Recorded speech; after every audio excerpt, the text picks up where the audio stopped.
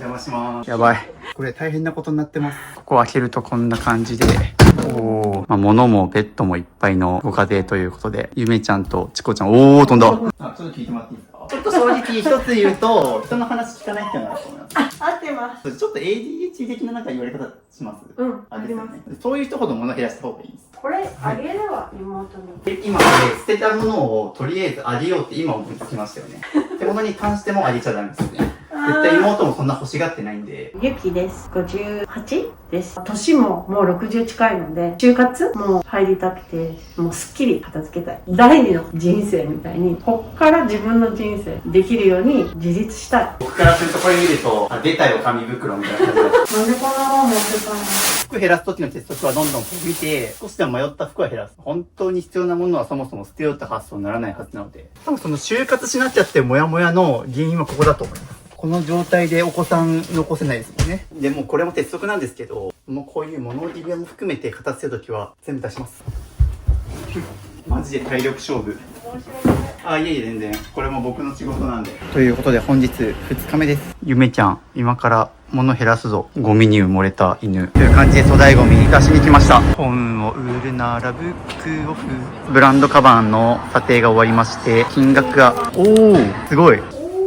あんだけ物があった。この物置部屋もすっからかん。そして玄関は2日間でここまで綺麗になりました。ということで、2日間にわたる物減らしお疲れ様でした。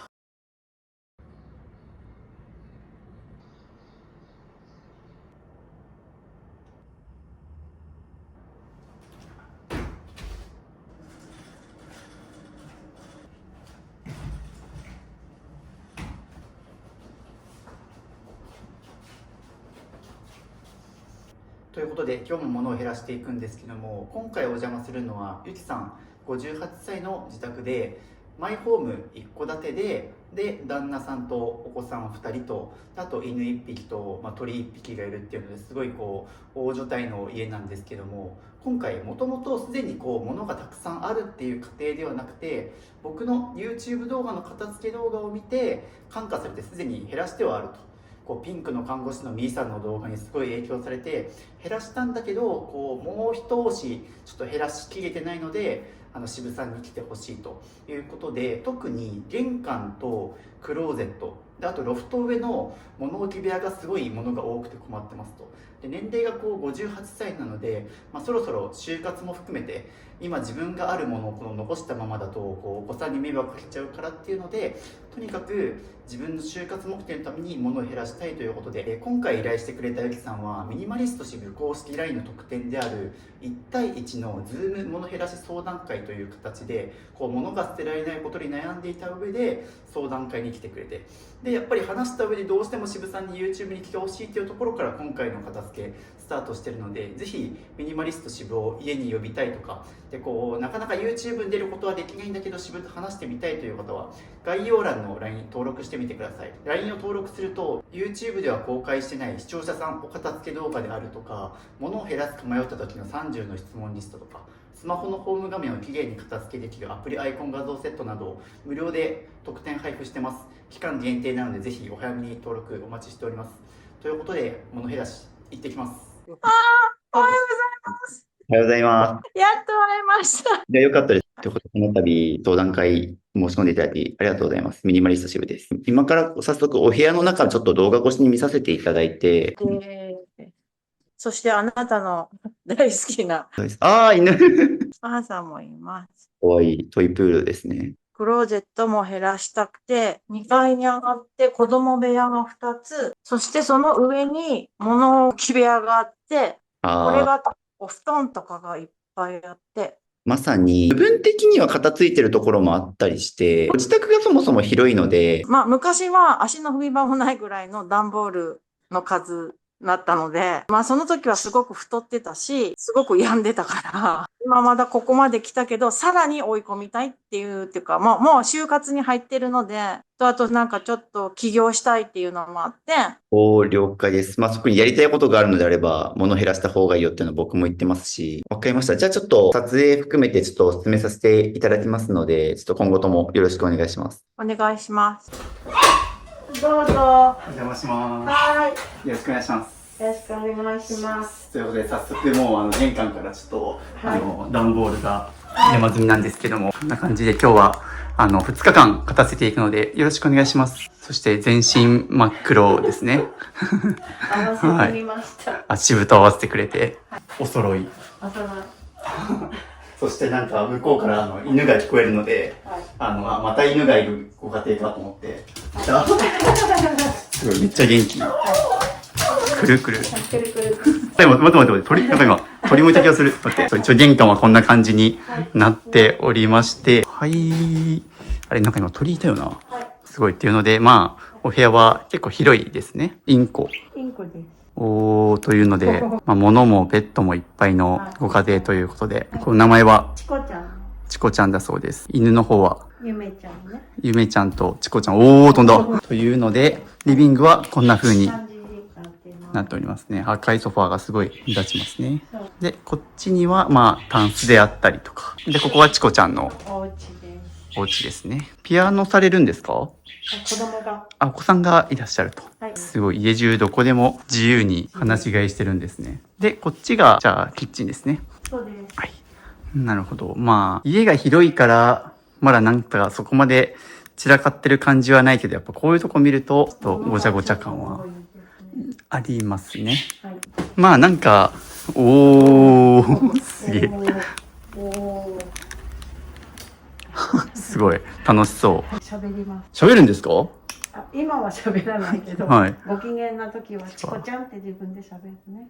すごい、やっぱ鳥って本当に喋るんだ。はい、というので、なんか全体的に見ると家が広いから、なんかめちゃくちゃ別に生活が困るレベルで散らかってるとかはないけど、やっぱ細かいとこ見ると散らかってるなっていう感じですよね。いっぱいだ。はい。家帰るの素晴らしい、すごい。という感じの1階になっておる。1階で水回りです。そうですね。ここにちなみになんか男物があったりしますが。こっちはもう主人と、あとこの溜まったシャンプーとかね。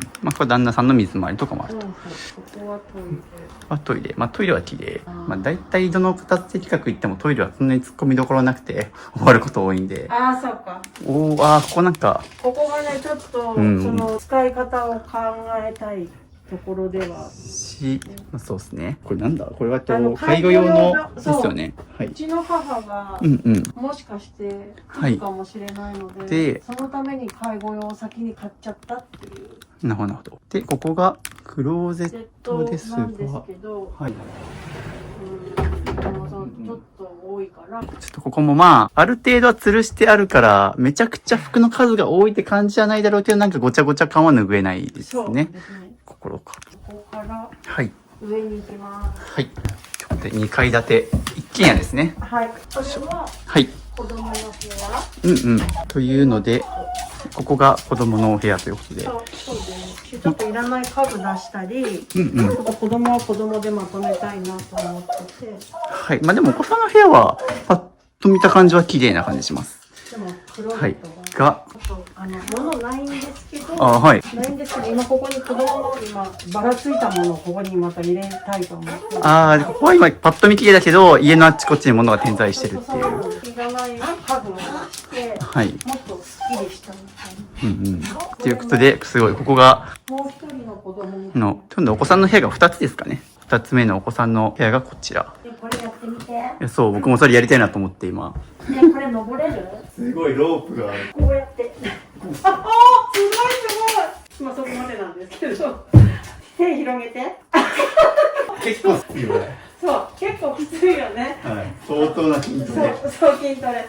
ちょっと良くないですか？確かに。こんなに家にアスレチックみたいなの初めて。そのまんまちょっと上失礼しますが。もうここがやばい。非常に。本当だ。確かにここはちょっと魔境になってますね。怖いよね。しかもこれ、ロフトの上にあるから、見えないからこそ、ちょっと後回しになっちゃってるっていうのは。結構広いな、奥。僕もこの家来る前に写真はいただいてたんですけど、ここは特にちょっと重点的に頑張って減らしたいところですね。そうなの、そうなの。特にこう何があるかっていうと、いろいろありますけど、電気が好きね。なるほど。あと、働く細胞があ1そうなの巻、1巻、2巻と、なんかすごい中途半端な関数が。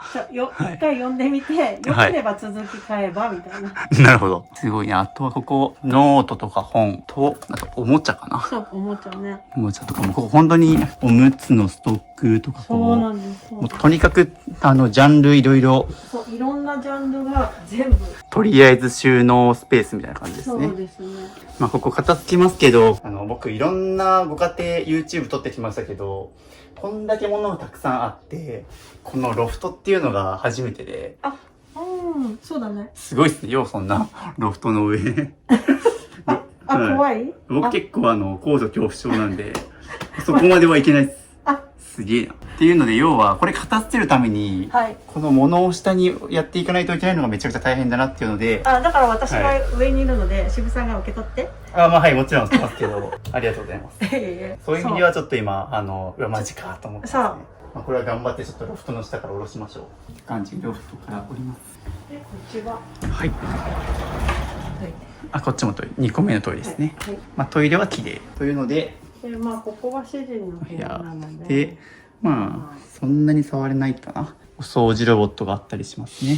こんな広いんだ。でもここは、なんか光を入れないで。光を入れないが入ると焼けるから。ああ、じゃあこんな感じで常にカーテンしてカーテンが、そう。だからあんまり闇の部屋。闇の部屋の。ここはそんなに片付け企画では触らないかな。まあ、これは主人のだし、また聞いて、おいおい。そうです。まあ基本的に許可取ってない方のものは減らさないっていう方針でやってるので、まあ、そこはちょっと私も何がいるかはちょっとわからないので。今回はゆきさんご自身のものをそうね。そうです。明るいところをやります。こんな明るいところですね。そう、明るいところ。ここだけ異常に暗いもん。そう、ここはね、闇の世界。わかりました。という感じで、じゃあちょっと2日間かけて減らしていくので、よろしくお願いします。お願いします。じゃあ、やるぞ。やるぞ。はい、ということで早速お家を片付けていくんですけども、最初に自己紹介とか、なんで物を減らそうと思ったのかを聞いていこうと思います。よろしくお願いします。はい。ということで、最初に自己紹介をお願いします。ゆきです。58です。家族は4人です。さっきお子さんの部屋が2人あったので、まあ4人家族だけど、今、旦那さんと2人で暮らしてるというような感じで、まあお子さんはたまに帰ってくるっていう感じですね。家はマイホームですね。はい。2階建てのマイホームということで。あとはワンちゃんと鳥がいるってはい感じ。、鳥です。じゃあ、何で申し込んだのかお伺いしたいです。YouTube 見てて、みーさんの急に上がってきたから、で、どんどん見てたら、面白くなって、で、それで自分も片付けたいって思って、渋さんに会いたいの方が先になっちゃって、片付けたいもあるけれど、勇気出してやってみたら、繋がったってなって、片付け、本格的にやって、年ももう60近いので、就活もう入りたくて、もうすっきり片付けたい。一人ではもう無理です。限界があります。そうそう、ピンク色の看護師の方を見て、でめちゃくちゃ減らしたんですよね、結構。そうです、そうです。で、減らした上で、ただちょっとまだもう少し、細かいところですよね。さっき言いましたけど、なんか別に生活に支障が出るレベルではないけど、なんか細かいところを見るとやっぱ散らかってるみたいな。ちょっと最後の最後までやりきれないみたいな状態で、僕にちょっと依頼してくれたとのことで、はい。はい。その上でちょっと過去の片付け歴聞きたくて、それこそ直近みーさんの動画を見て片付けとかはあるけど、昔から実はもっと物が多くてとか。多かったです。子供がいる時はもっと多かったので、小さければ小さいほど物が多かったような、なんかおむつとかミルクとか哺乳瓶とかもそうだけど、小物がいっぱい、あとそれのストックがいっぱい、それを入れとく段ボールがいっぱいで、もう家の中がもう玄関からずっと段ボールみたいな、もうそれがもうちょっとしんどくて、子供がいない気に片付けていったっていう。でもまだちょっと追い込めないから、渋さんの部屋見たらちょっとこれはまだまだですねってなって、そこまで行きますかみたいな。そうですね、僕と比べたらもう全然物は多いと思うけど。そうなんです。だから、目指すはシンプル、もっとシンプルって思ってるけど、人がいる分やっぱシンプルにっていうわけにはいかないので、できるだけシンプルに。そうですね。まあ、特にあれですかね。やっぱ、今ここに映ってないですけど、もう僕の目線には結構ペットボトルの水の段ボールとか、大量にストックがね、やっぱりあったりするのは、まあ、もともとお子さんがいて、まあ、ちっちゃい頃とか特にそうですね。僕もいろんな家庭片付けるんですけど、まあ、特に1歳、5歳とかの時ってやっぱり、おもちゃがいっぱいあって、子供服とか食料品とかもいっぱい買い込んじゃいますもんね。まあ、その時のストック癖がちょっと抜けなくて、まあ、ちょっとまだそんな感じで段ボールの山が積んであるっていうのは、はい、まあでも今はもう独り立ちしたから、もうここから形でいきたいという状況です。そうです。じゃあ最後、物を減らしてどんな生活をしたいのかお伺いしたいです。ちょっと自分でお仕事してみたいと思ってるので、家が片付いてないと、まあこれ片付けてからじゃないと出れないとか、これやってしまわないとすっきり勝手に思ってしまうから外に出れなくなるけど、なんか自分で自立、第二の人生みたいにこっから自分の人生できるように自立したい。何か自分でやってみたい。それをさっきちょっとね、この家に来る前に車で送迎してもらってたんですけどまあその時もなんかこうもう人生100年時代、まあ、結構今の人たちって 100年まで生きるみたいに言われてますけどっていう時になんか割と今、まあ、60手前でなんかちょっとこれから何を楽しみに生きるかみたいな話をさっきしたんですけど、わかります。人生長いですもんね。長いね。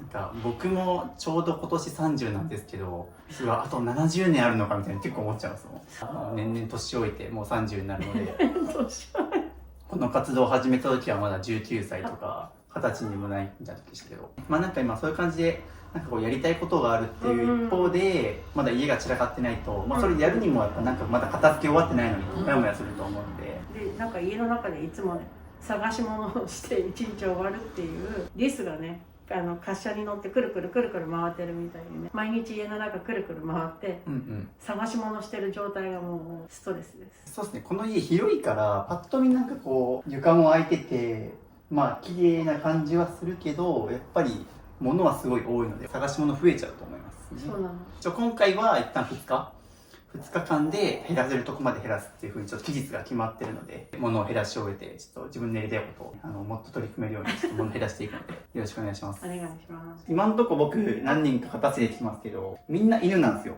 そうね、猫ってそうだね。猫いなくてみんな犬なんですよ。面白い。なぜか物が多い人の家には犬がいるという。ねえ、本当だ。かくいう僕の実家もゴミ屋敷なんですけど、チワワいましたからね。何匹いたんですか？1匹です。はい。お知らせです。ミニマリスト支部の LINE を追加するとなんと無料で YouTube 未公開の片付け動画やルームツアー動画5本、スマホのホーム画面が綺麗に片付くアプリアイコン画像150個と壁紙セット、物を手放すか迷った時の30の質問リスト、ミニマリスト支部と1対1でズームできる相談会、インテリアの参考になるミニマリスト部屋のリンク集など、他にも計10個の特典を無料プレゼントしています。配布は予告なく終了する可能性があるので受け取りをお早めに、概要欄のリンクか QR コードから登録お待ちしてます。という感じでどこから片付けるか。そうですね。まあなんか、普段のセオリー通り行くと、だいたい服とかから行くんですけど、まあ服ね、結構多分僕来る前にも減らしてると思うんですよ。なんで分かったの？すごい。っていうなんか、まあ僕もちょっと写真とかいただいてたので、まあなので後でちょっとやる、そうやるけど、まあちょっと優先そう、ちょっと玄関を、一旦片付けて、物を捨てていく、区別して捨てていく場所にしたいから、一旦あそこを片付けましょうか。わかりました。じゃあ先に玄関から行きます。はい。で、もっと言うと、まあ服はある程度僕がいない間にも減らしてると思うので、その上で、玄関になると靴があると思うんですね。そう服を減らしたら靴も見てもらいたくて。そんなに靴はないんだよね。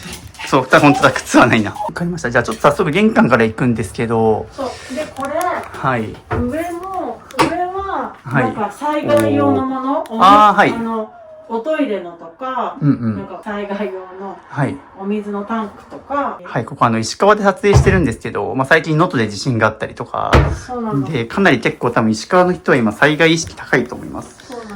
実はですね、僕、石川今年4回目なんですけど、実は2週間前も別の人のとこ行ってて、その方もやっぱりすごい防災かなり気使ってたので、石川の方はそうですね。ちょっと怖いから、そのお水の、なんかストック。あ、キャンプのなんか、はい。とか、はい。まあ、ここなんでそういう空間にしてはいいと思うんですけど、まあ、問題なのはなんかそこじゃなくて、どっちかというとこっちこっちね。はいそうね。オッケー、じゃあね。ね、今、はい時間計って、今何分？ちょっと待ってくださいね。ここ何分で片付けれるか。ああ、時間計りたいんだ。計りたいですよ。という感じで、じゃあ、10時37分なんで、オッケー早。速ちょっとここ、玄関からもろもろ立たせていくんですけど、ここをまず一旦やってほしいのは、はい今ですね、なんか、全出し。全出しもやるんですけど、靴もあるし、なんかいろいろあるっていうので、なんか、何がどこにあるかわかんないんで、一旦全部出します。っていうので、そんな感じで多分全部出していく中で、しばらく遊んでないものとか、使ってないもの出てくると思うので、そういったものはどんどん出していって、まあ、こんな感じで、ここに例えばペンがあったり、ライターがあったり、用途もごちゃごちゃみたいな。これ全部出していって、そうで、その中で使ってないものは減らしていきながら、はい靴は靴、レインコートはレインコートみたいな感じで、ちょっと物ごとにちょっと分類していきます。という感じで、じゃじゃーん。じゃじゃん、全部出し終わりまして、まあこんな感じでいろいろものが、はい、出てるので、その上で、じゃあ先に、この長いレインルートとかは、はい。もう多分ここにしか入んないんで、そうここに戻していく。オッケー、ちょっと待って。久しぶりに拭いたでしょ、ここ。そうです。もう、どれぐらいぶりかしら。1年ぶりぐらいかしら。で、戻します。そうですね、これはもう絶対いるものだし、だって冬は絶対雪降るからさ。そうですね、石川県雪国なんで。っていう風に、竹の高さ的にも多分あそこにしか入んないから、もういるものは戻していくと。これは、冠婚葬祭。観光総裁で使うと。っていう感じで、まあ、靴系は基本下の方かな。オッケー、もうそれだけ。こんだけあれば十分足りますね。うん。 8足あります。これでオールシーズンいけるって感じですね。その上でじゃあここは、これして俺が、ようかな、もう。まあちょっと迷ってるぐらいだから手放していいと思うんですけど、迷った理由なんですか、ちなみにそれ。汚いかな。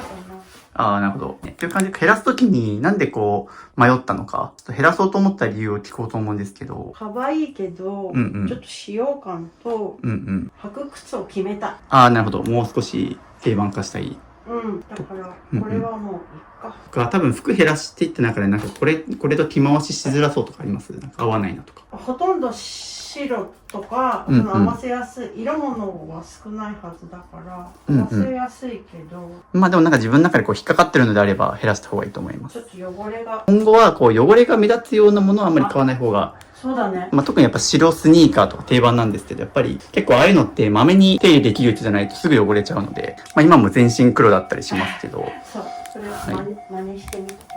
まあなのでゆきさんはそういうちょっと管理が楽なものをそうだね。買った方が長く使えると思いますね。これははい絶対いります。お散歩の時にかぶるけど。という感じで、ちょっと帽子がいくつかあるんですけど、ねえ、かぶってみて。じゃじゃーん。ちょっと違うね。ちょっと待って。これを僕に被せて判断してるんですかね。肌から見て。うん、そう。あーなるほど私がかぶったらどんな感じなの？ああ、なるほど。僕を使ってそうそう。確認してるといいですよ。ちなみになんか全部3つともハットですけど、どういう用途で買ったんですか、それで。これは山行く時。ああ、山行く用。これは普段。結構帽子はかぶるんですね。じゃあそれは絶対使うと。絶対画面。それ絶対。多分これは中にバッテリーが入っていて、うお、はい、すごい。バッテリすごいーがスリッパにバッテリーあるんだよ。そう。で、これをすげね、充電して、このああ、なるほど。人にね、足が高いつよ。ないで、はい。で、電源入れたら、本当はここにスイッチがあって、あ、本当だ、すごい。そう。うん。ピッてやったら、履いたらあったかいぞっていう。っていう感じでスリッパが結構この家あるんですけど、まあ石川なんでね、結構寒くなるとは思います、足元が。ちなみにあれは捨てるときに多分バッテリーだけあれなんですよね。まそう、出さないとダメだね。あ、そうですね。スリッパ、はい。っいるていうので、必要な数だけスリッパ戻していきましょうか。2人来たとして、うんうん。ね、冬場。まあ例えばそこれうですね。は普段私が使うやもっと言うと、スリッパなんかはたまにしか使わないものなので、なんかこう、冬用、夏用とかで分けるよりはもう少しオールシーズンで使いやすいつ。ものを残した方がいいと思いますじゃあこうね。やろう。これなくして、これをこうすればいいんじゃない？っていうので、どんどん使うものを戻していきます。という感じで、折りたたみのことを使います？使います。使うものはどんどんじゃあ。じゃあ戻して。ろうそくってさ、災害用の時にいるんだよね。ろうそくは僕の中で良くない防災アイテムの一つです。まあこれ、まあ僕専門家じゃないから深くは言わないですけど、ろうそくって地震が来た時とかに倒れたりすると火が着火しちゃうんで、逆にね。ろうそくよく防災アイテムの例で言われるんですけど、僕ダメだと思いますね。僕はろうそくを推奨しないです。防災アイテムとして。だったら、手でぐるぐる巻く用の、電池とかで置くと確かにかは、使わないよね。そうろうそく危ないシンプルに防災アイテムお買い物バッグっていう風に、これ何だろうっていう。バッグ。バッグやって出しましょうか。そうだね。バッグインバッグこれに入れてた理由って何ですか？なんか。だね。あ、ここに収はいまらないから。圧縮するためにこれを。そう。もうこんな感じで全部出せばいいんですけど、ちょっとこれ中身見直しましょうか。はいまあ、要は、エコバッグとかですよね、ショッピングバッグ。そう。なので、まあ基本的に玄関にあるのはいいと思うんですよ。帰ってきたら。そう、持って行って玄関に戻すみたいな。そうなんで、動線的にはいいと思うんですけど、ちょっと量が多いですね。で、エコバッグのところから、今度こういうポケットティッシュが出るみたいな。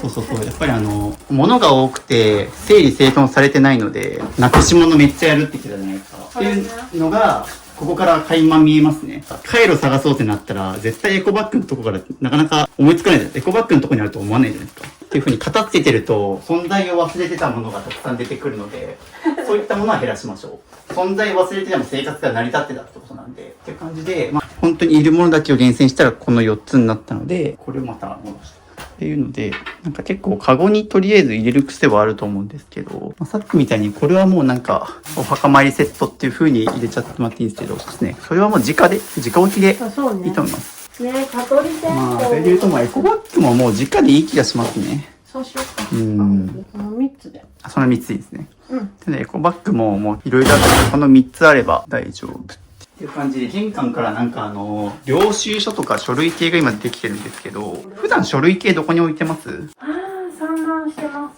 あ、ですよね。っていう風にちょっとなんかこう、玄関からまた書類が出てきてたりとかするので、まあ、例えば、人によっては全然玄関に書類を置いてもいいです。例えば僕とかは領収書を置くスペース作ってたりするし、僕はなんか玄関から帰ってきて、まあ領収書とかをここに入れてみたいな管理の仕方をしたりするんですけど。袋の中でもね。そうですね。なんか重要書類系はもっとあっちの方にやってもいいとは思うので。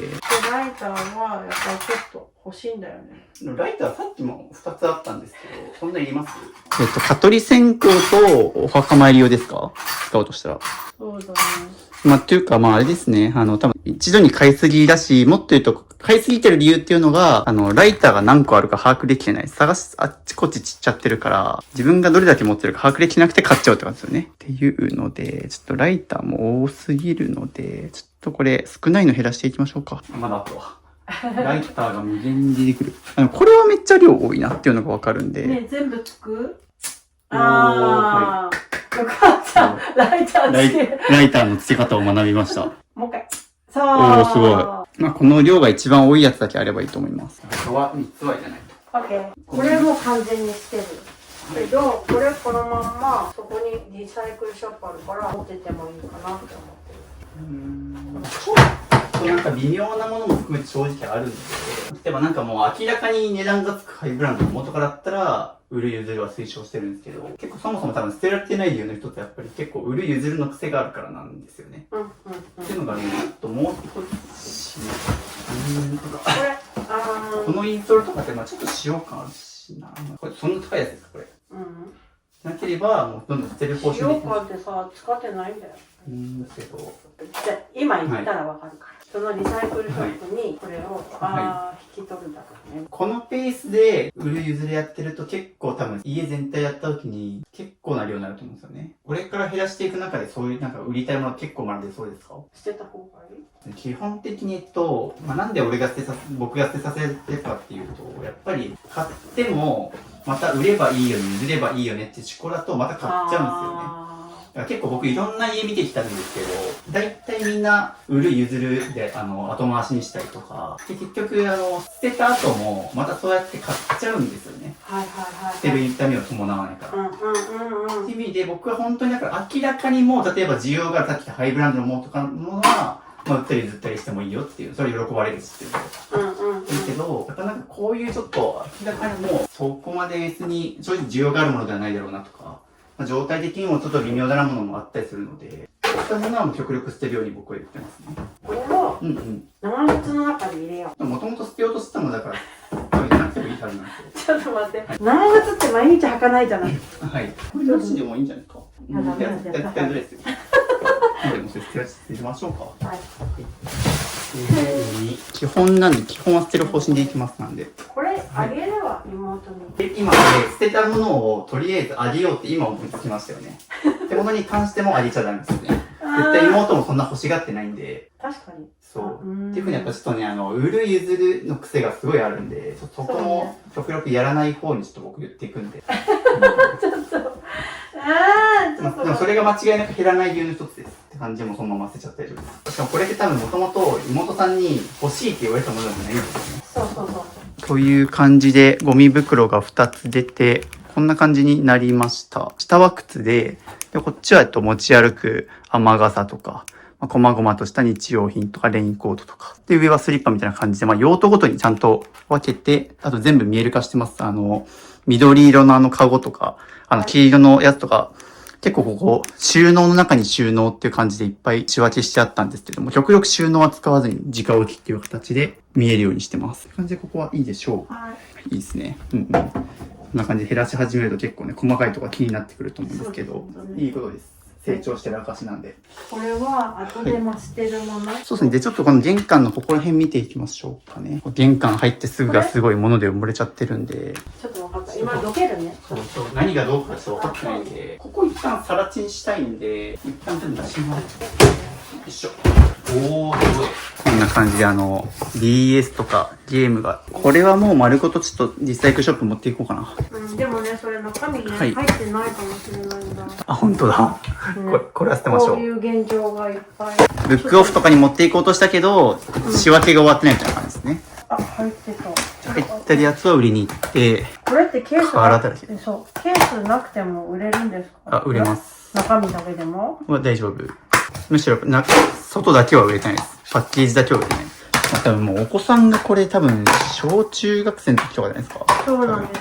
あとゲームとパッケージが一致してるかも見てくださいね。はい。うわ、夏ポケモンダッシュ渋さんは何が熱い時代ですか？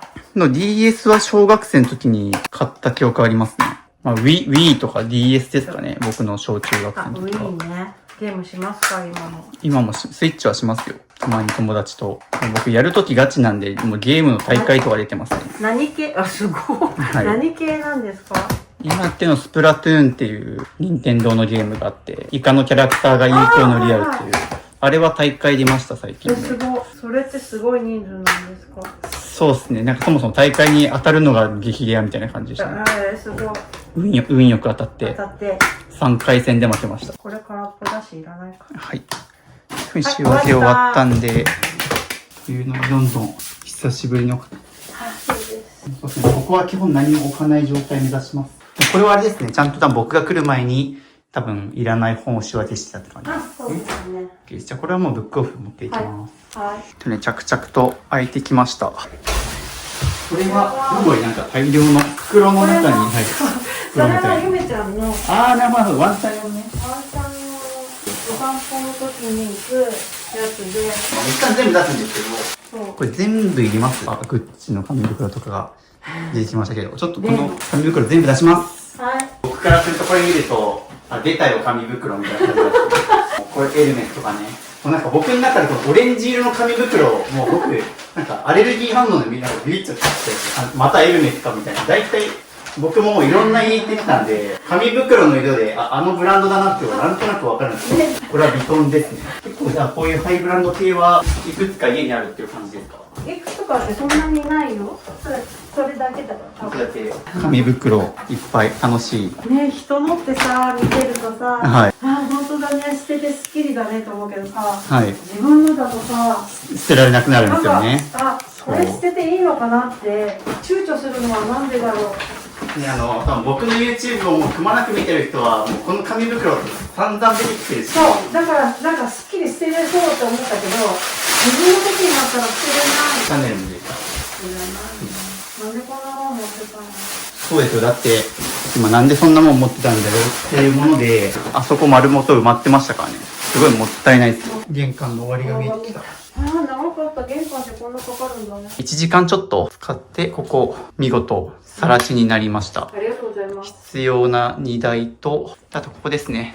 上から順にスリッパ、で、あと宅急便が来た時に書く用のペンとか、あとお線香とエコバッグ。折りたたみ傘にレインコートと、で、下の方に靴を固めたっていう形で、結構物事、用途ごとにちゃんと配置してあるので、使いやすくなってると思います。で、ここもですね、こんな感じで今、不要品いっぱい出ましたけど、これもこの後捨てたら、ここは全部、すっきりさら地になるということで、一旦玄関は終わりです。すっきりしたね。まあでもまだこれ本当序章なんで、はい。こっからが本番なんで。ちょっと疲れたね。あ、お茶しようか。了解です。休憩してもらって。片付けは本当に体力使うんで、スポーツと思ってもらって、しますよ。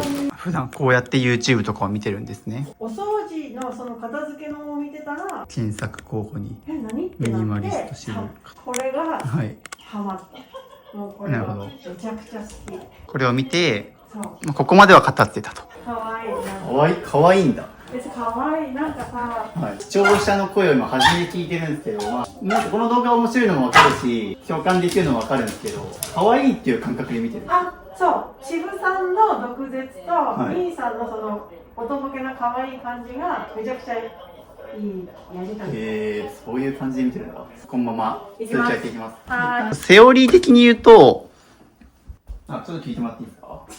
ちょっと正直一つ言うと、人の話聞かないっていうのがあると思います。合ってます。なんで、そこも含めて散らかってるんですよね、多分。そうね。結構僕もいろんな片付け言ってるんですけど、物多くて散らかってる人の特徴の一つは、人の話聞かないっていうのがあります、結構。僕が話してても、なんか話聞かずになんか別のことやってるとか、家が片付かないから僕を呼んだのに、僕の説明を受ける前に自分で勝手に動いちゃうとか。っていう傾向は他の人もあったりするんですけど。あ、そうなんです。なんか一つちょっとなんですかね、診断されてるか別とちょっと ADHD 的ななんか言われ方します。うん。ありますね。はい。ところは多分傾向としてあると思います。そういう人ほど物を減らした方がいいですね、まさに。そういう結構やることがどちらかっちゃったりとか、探し物なくしたりすると思うので、それこそもう本当に僕の動画見てくれてる人とかは、結構それこそちょっと ADHD 気味でとか、診断を受けてみたいな人は結構見て、で、そこからなんか物減らし始めようと思ったとか。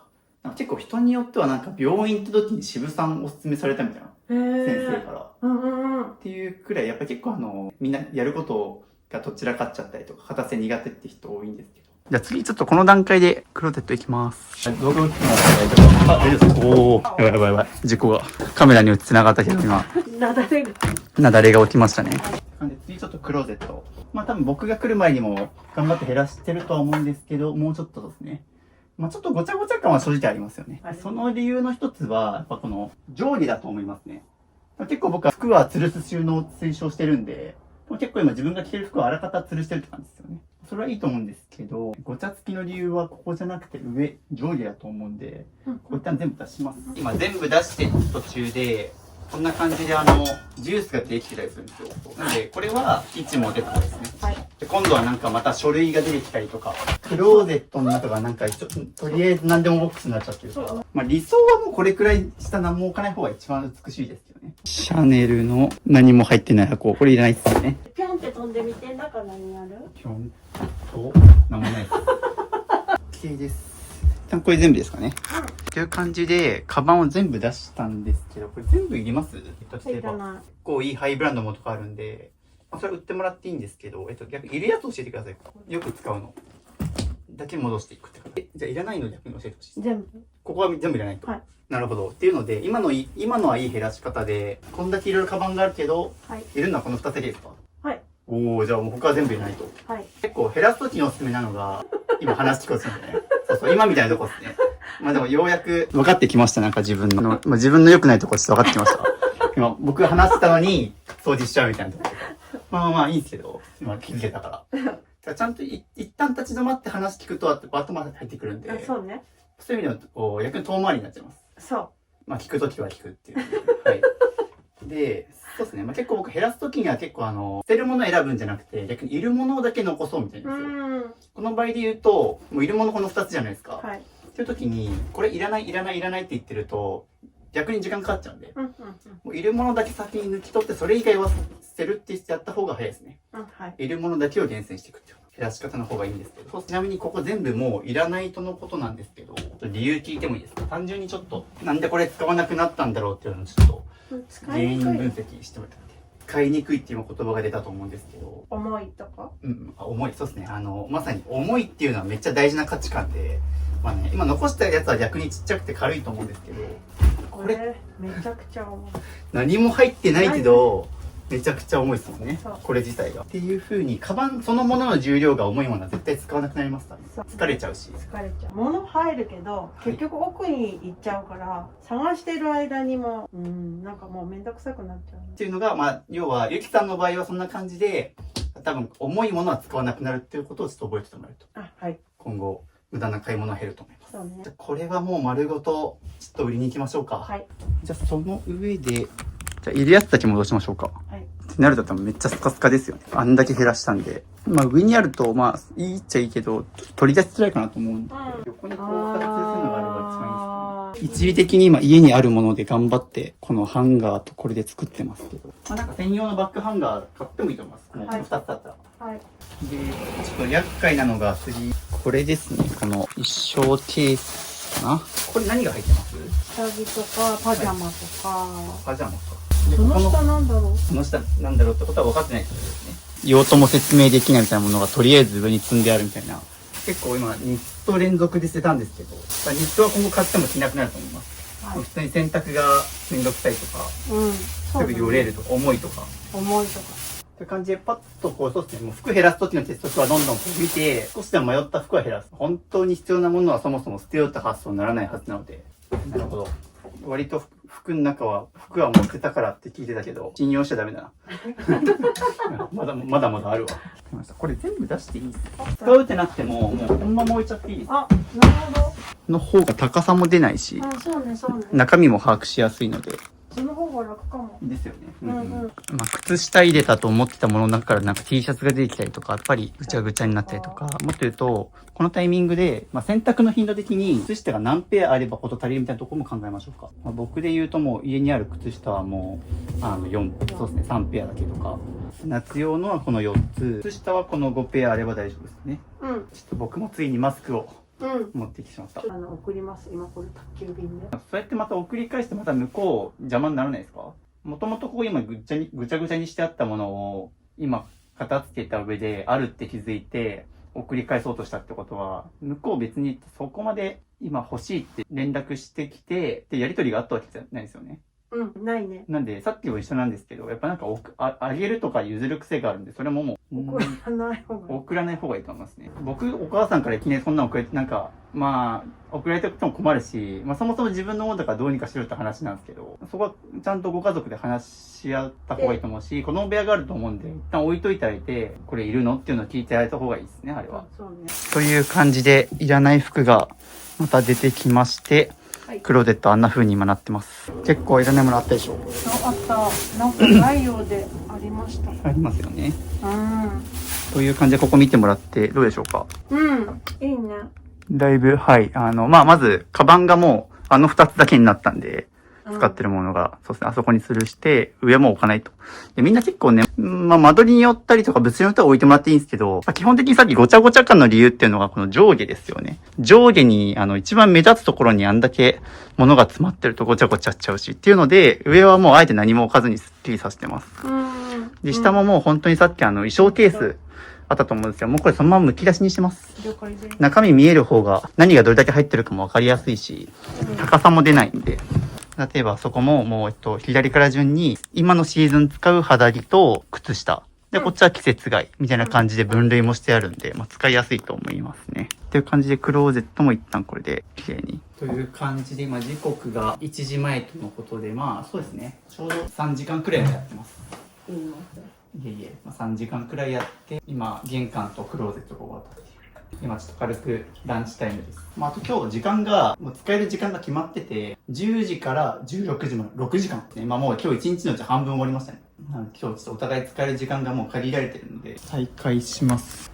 という感じでランチ休憩も終わって片付け再開するんですけど、次やりたいの僕ここですね。まあここ一見片付いてるように見えるし問題ないと思うんですけど、ちなみになんかこの赤いソファーがいるかいらないか気になってるみたいな言ってましたね。これがはい。座りやすいまだけど、本当はこの家具に合ってない。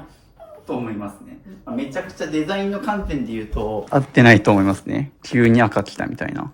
これ手放すんだったら、はい。僕だったらなくていいなと思いますよ。っていうので、こういう赤いスコアとかちょっとまた家族と話し合ってとかがれたら手放してほしいんで、ここを開けるとこんな感じで、なんか薬とか消耗品がこうとりあえず入ってるって感じかな。そうですね。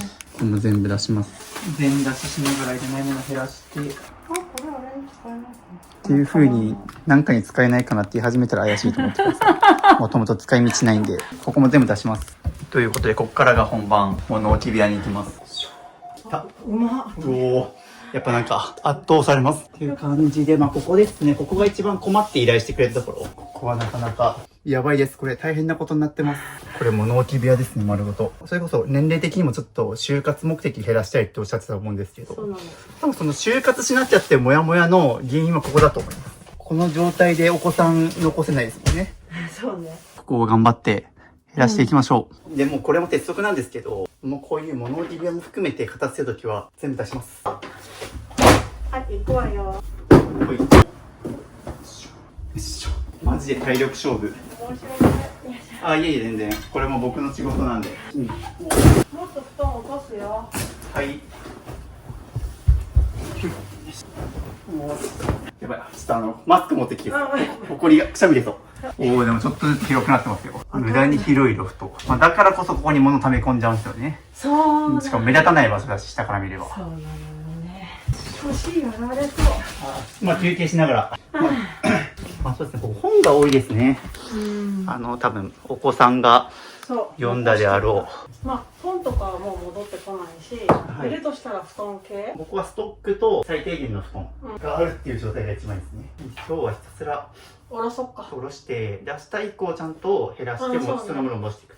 そうね。なんかゾッとしてきたんだ。やっと思った。この YouTube 企画僕本当若いうちにやっといてよかった。よかったかも。今が一番若いから。多分渋さんと教えてからさ。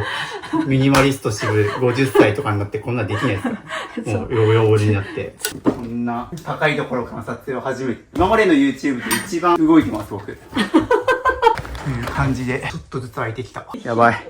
大変なことになってる。ほとんどいらないものなんでね、これ。すっきり。っていう感じで、ここで頑張って減らしてますけど。終わったよ。ということで、もろもろ脱脂終わって、すっからかん。本当にこれ、逆に言うと今いらないものだけ出してもらったんですけど、これ逆にほぼいらないってことですか？そうだね。とか一部いるものは精査しないと。戻して。あるだろうけど、ほぼいらない。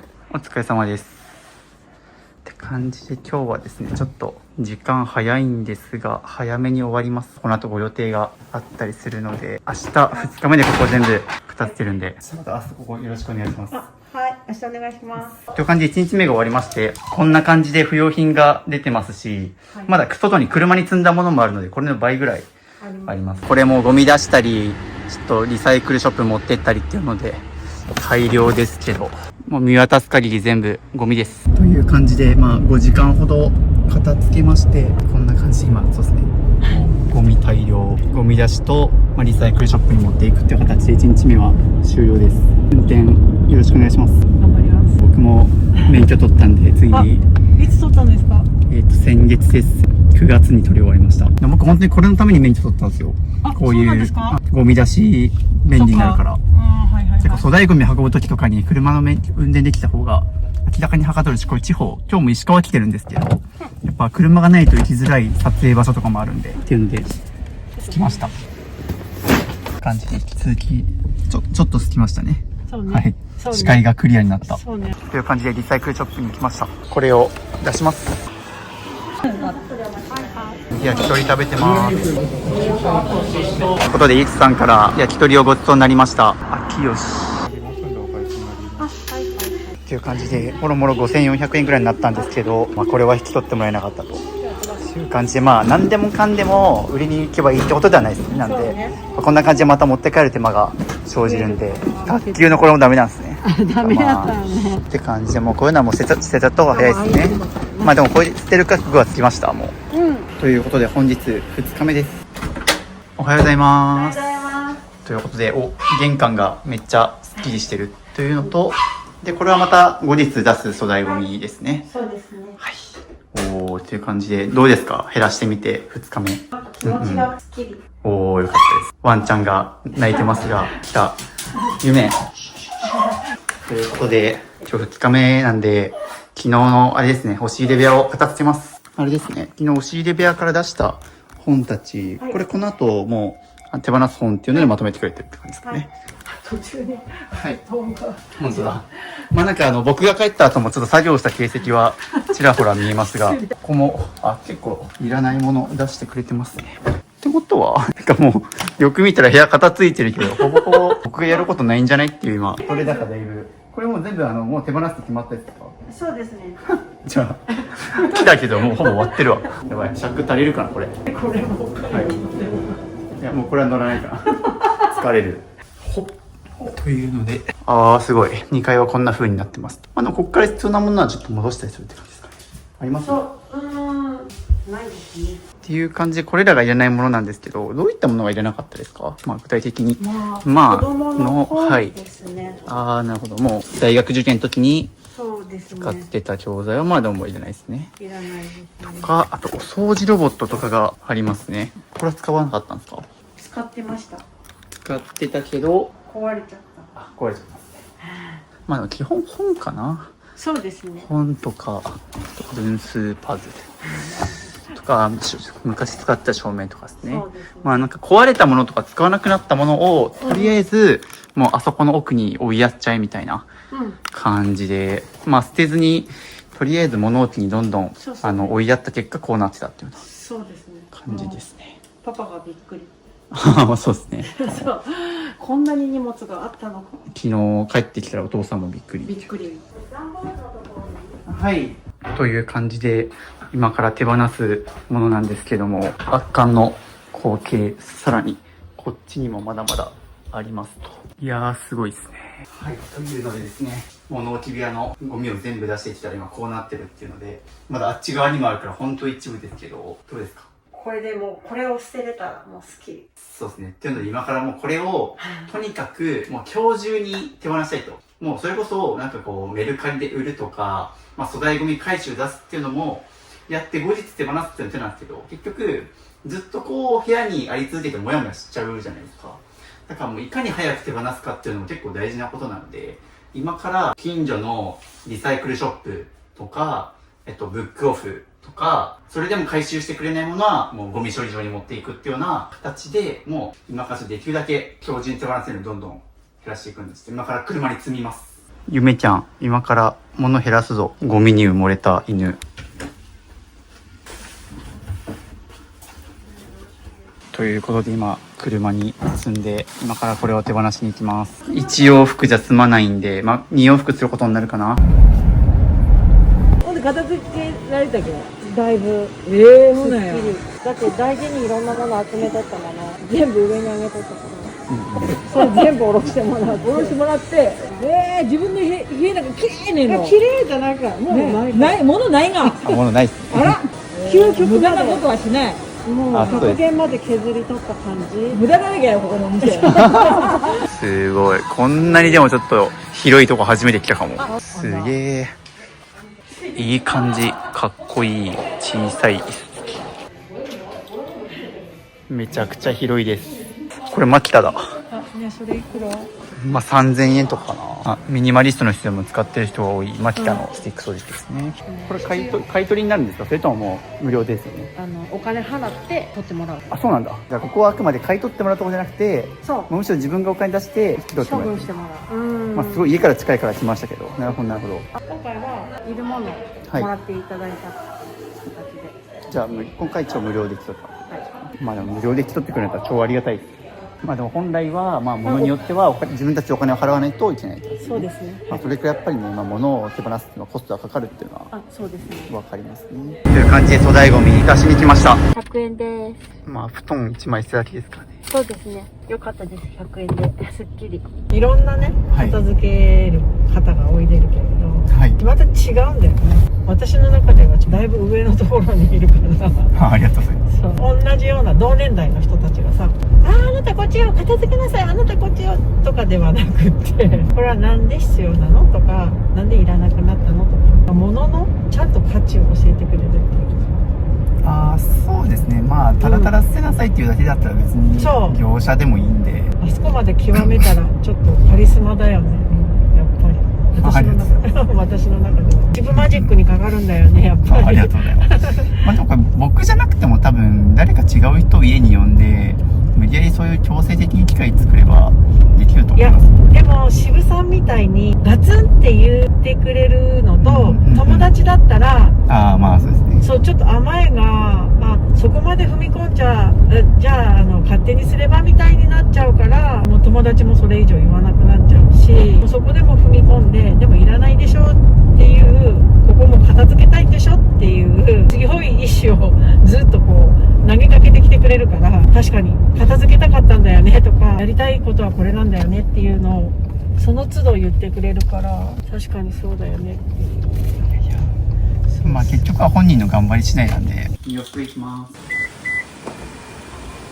それこそまあ僕の YouTube チャンネルにいろんなミニマリストの方のルームツアーとか上がってると思うんですけど、多分ああいうのをたくさん見てると、我が家だったらここ真似できそうだなとか、ここちょっとこれとこれ組み合わせてちょっとこういう風にしようみたいな発想ができるようになると思うので、こうセンスって一言になんかこう諦めるんじゃなくて、自分はセンスがないからちょっとこういう生活はできない、真似できない、思いつかないみたいな風に考えるんじゃなくて、シンプルに自分が情報収集の量が足りてないっていう風に考えた方がいいですね。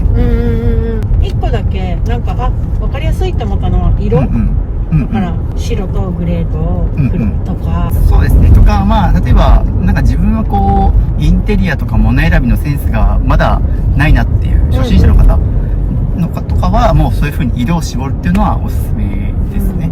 僕で言うともう家にあるものは黒、白、グレープラスシルバーの4色だけみたいな感じなんで、まあ僕の服装もそんな感じですけど、すっきり見えるね。そうですね。だからタオルとかもさ、黄色とかオレンジとかいっぱいあるんじゃなくて、グレーならグレーだけとか、白なら白だけのタオルの方が綺麗に見えるとか、物数が多い人でも色とか素材揃えるだけでなんかすっきりしては見えます。昨日片付けたクローゼットとかもややごちゃごちゃ感があったのは、まあ一つちょっと色数が多いっていうのはあったと思います。まあ別になんかそこまでこうミニマルモノトーンな感じの服装にしたいってことではないと思うから、別にそれはそれでいいんですけど、まあピンクがあったり緑があってもいいと思うし、好きなら。だから結構そういうので少なくなんかこうすっきり見せるっていうのは結構まあ上級者向けというか、まあ徹底的に物数減らしてあげたりしないともいけないし、その分色数がごちゃごちゃする分は。っていう感じでブックオフに到着。本を売るならブックオフ。ブランドカバンの査定が終わりまして、これは引き取ってもらえなかった。で金額がすごい11万円になった。よかったです。ちょっと高い飯をおごってもらおうと思います。やっぱり高いものだけを売りに来るっていうのが一番無駄がないです。時間もお金も。これはもう多分リサイクルショップとかでもう捨てちゃうかもどっちか。ということで臨時収入11万円ですが、どんな気分ですか？いきなりお金入ってきて。めちゃめちゃ嬉しいです。嬉しいですよね。僕 YouTube で数々の人を捨てさせてきて、基本的には僕本当に捨てさせる方針で、どうしてももうこういうハイブランドのものとかだけは売っていいよ、それ以外のものは捨ててねっていう風に言ってるんですけど、大体結構それこそもう外箱がハイブランドのものばっかだったから、結構いい値段するだろうなと思って来てもらったんですけど、僕今まで売ってきた人の中で一番高かった人はもう累計で一つ100万円超えた人いますね。すごい。40万円の腕時計と30万円のライダースとか、なんかもうそういう高いもの売るつもりなかったんだけど、なんか渋さんと片付けてるうちにもうこれ手放していいやと思えるようになりましたっつって。そうなるんだよね。そうだからなんか最近僕マジで人のもの捨てさせて経済回してるなと思ってこの YouTube 企画に出てくれる人は無料でやってるんですけど、なんかもう僕そろそろ成果報酬制にしようかなこんだけの目の前にするとちょっとよく出ますね。そうね。ちょっと売り上げの半分ぐらいもらおうかなっつってしないけど、まあ11万円はでも大事に使ってください。ありがとうございます。3往復目いきます。ここで買ったわね。ここで買ったものをここに返して。返す。物なくしてください、この人。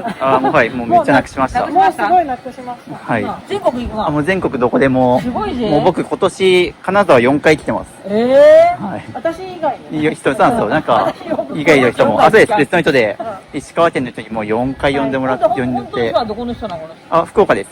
福岡から来とらん。わざわざ。はいもうちょっとしばらくしてまた行って、また元に戻っとる。ここで買っていくから。ああ、リバウンドしないように、はいちょっともう教育してるんで今。ダメですよ。何も買ったら、ほんで、欲しくなったら、ここでまた買ってください。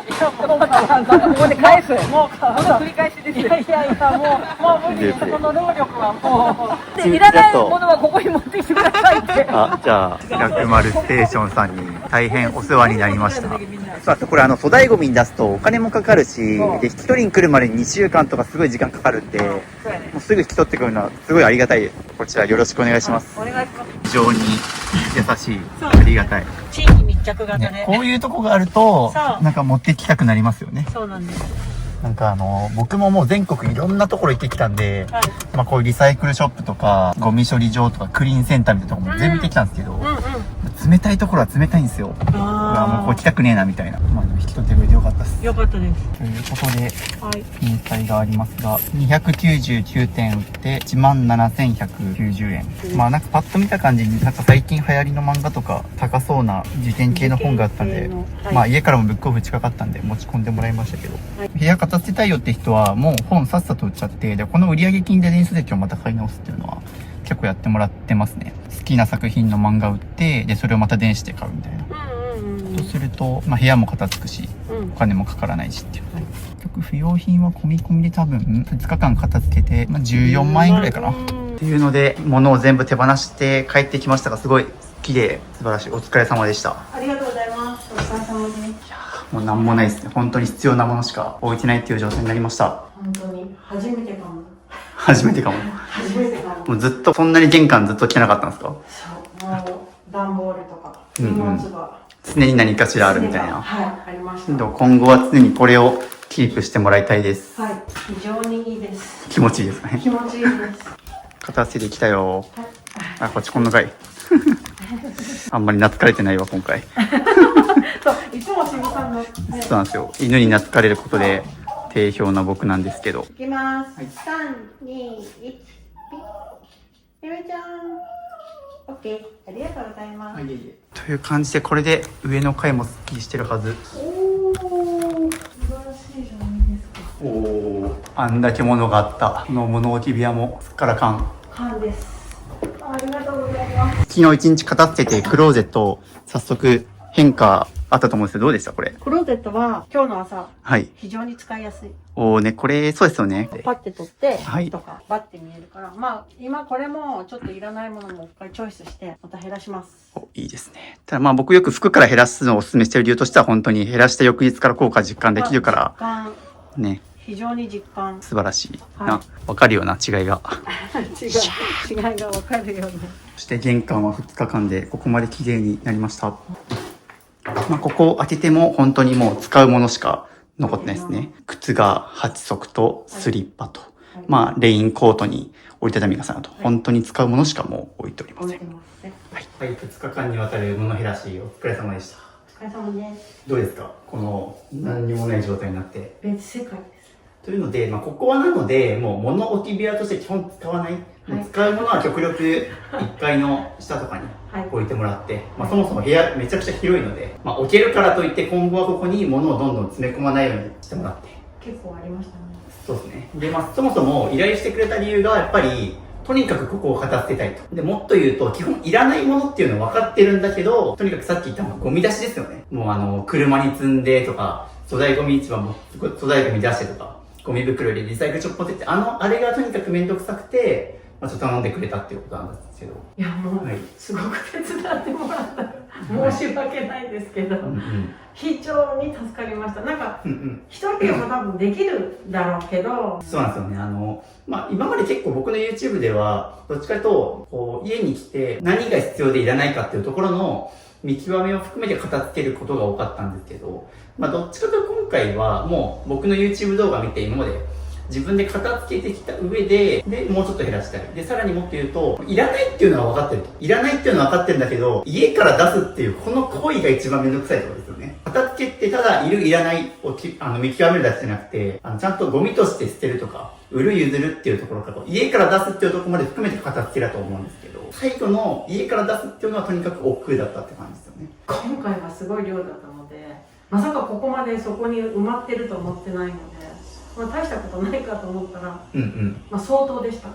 特にここロフト、はい、ロフトがめちゃくちゃ高いから、これ一人でやろうと思ってもね、下ろすの相当大変ですもんね。下でキャッチしてもらうとかね。まあ、それが僕の今回の後押しするっていうのは、ちょっと僕の仕事でしたけど、よかったです。あと減らしてみての感想どうですか？いや、この減らせれるんだっていう。うんうん、ここまですっきりするんだっていう、もっと物が残る状態だと思ってたので、ちょっと片付けばいいかぐらいの。でも自分で思った以上に背中を押してもらって捨てれたので、ここまで捨てれるんだっていうちょっと自信が。だからもうね、自分で本当に最低限いるものだけに、これからシフトしていこうかなと思って、あとはこれを私が今度教えてもらったので、今度主人とか子供にタイミング見て一緒に片付けていこうかなとは思っています。そうですね、なんか昨日も1日目の時に旦那さんがすごいこう、今何してるみたいな感じでなんか片付けしてるのにこう気づいてくれたりとか、ね。そう。